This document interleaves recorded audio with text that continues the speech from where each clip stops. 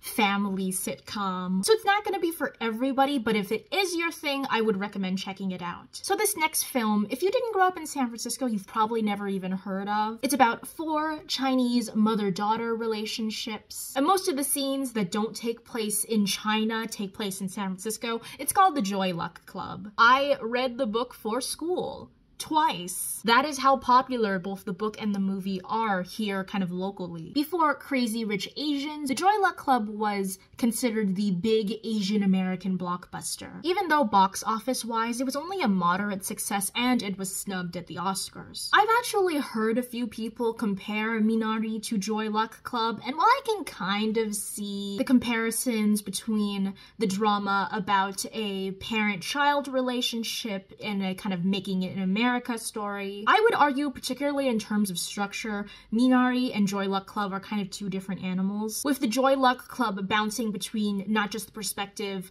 of the daughter stories, but also the mother stories, as opposed to Minari, which just focuses on one story. I did my makeup way too fast today. I still have a bunch of stuff to talk about, but I'm like pretty much done putting on my makeup, so I'm just gonna put on my gloss and I'm just gonna keep talking. Joy Luck Club also features Ming-Na Wen, Agent of S.H.I.E.L.D., Star Wars Assassin, and Disney Princess. Speaking of Disney Princess, Mulan! No, not that one. This one.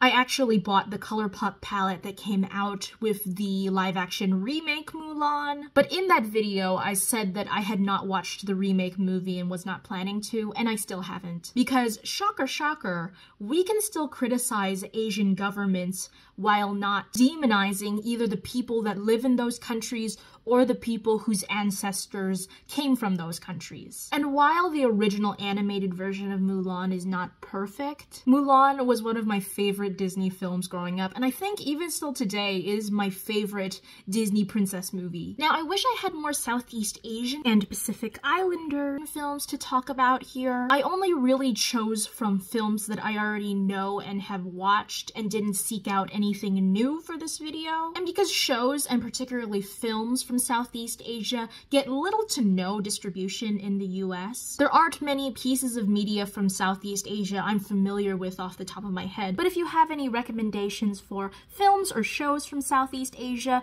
do let me know. But one of the films I have seen is called Lion. I have this on the list because I wanted to talk about Dev Patel, but I did not want to include Slumdog Millionaire. I like Slumdog Millionaire as a film, but I can understand why a lot of people are frustrated at that movie because of its portrayal of India. I've also been a fan of Dev Patel for a long time, ever since his stint on the British version of Skins, and he was the only thing I liked about the live-action version of Avatar: The Last Airbender. My relationship with the British Skins was kind of the relationship I had with The Walking Dead.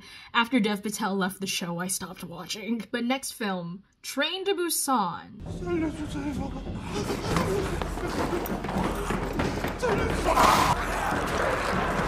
Now, I love me some Asian horror, from Ju-on, Ringu. Even those RPG maker horror games from back of the day were primarily made by Asian creators. But Train to Busan has to be my most recent favorite. I have not seen the sequel, although I do know it is available to stream in the US, but I have seen the animated prequel called Seoul Station that I would also highly recommend. Now, I didn't rewatch all of these things in preparation for this video, and one of those particular examples definitely includes The Farewell, because if I tried to rewatch The Farewell right now, I think it would destroy me. It's another family drama. It's sad, but not depressing. It's actually pretty funny in some parts, and I would definitely recommend it, but with the passing of my grandfather last year, yeah, not for me right now. The movie stars Awkwafina, who's in both Crazy Rich Asians and has her own show, Nora from Queens, on Comedy Central. Both of which I would recommend, but I'm not really going to talk about either of them too much here. One, because I feel like Crazy Rich Asians is a really obvious choice and something everybody's heard of,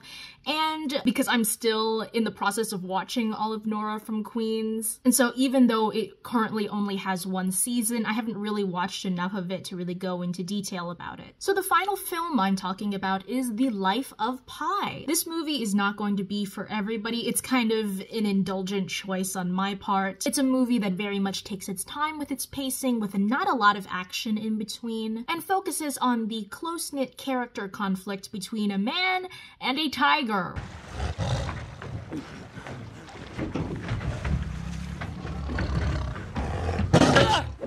So while I personally like the film, I could understand why some people would believe the concept worked better as a book. Okay, so moving on to cartoons that have Asian characters, but are mainly voiced by white people. This does not include Raya and the Last Dragon, which has a primarily Asian cast, but I'm not mentioning or including on the list because I actually haven't seen it yet. But here we go. I mentioned Avatar: The Last Airbender earlier. Avatar: The Last Airbender, or Atla, was one of my favorite cartoons as a kid. It's been really interesting seeing the cartoon having this sort of renaissance leading up to the announcement of the Netflix live-action remake. The more I hear about the Netflix live-action series, the more I think, like, here we go again, but I'm not going to commentate upon it too much until we have an actual trailer. So I love both the original series and the sequel series, The Legend of Korra. For me, it's just ultimate childhood nostalgia and just some of the best animation out there. This next one is actually the very first movie I saw in theaters. It's Lilo and Stitch. I love the story. I love the kind of rounded design of all the characters. Just in terms of its style, it's very different from anything Disney has ever done. Growing up, this was definitely a repeat watch for both me and my sister. Okay, so the last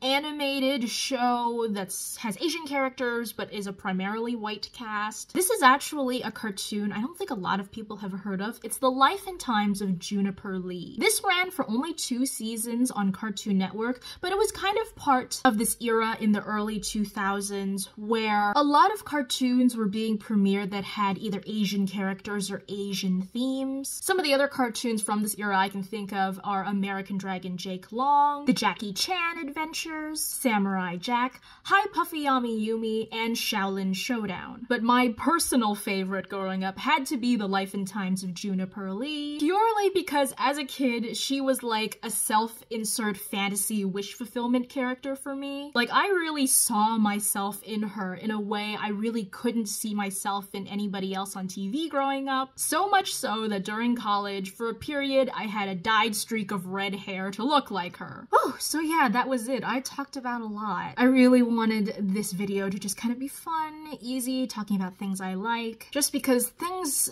going on in the real world right now have really been getting me down, and it's just been really affecting my mood, my productivity, and I'm just slowly trying to climb out of the hole. But yeah, hopefully I talked about either something you already know or something that interests you. Once again, links about what's been going on down below, and until then, I will see you next time.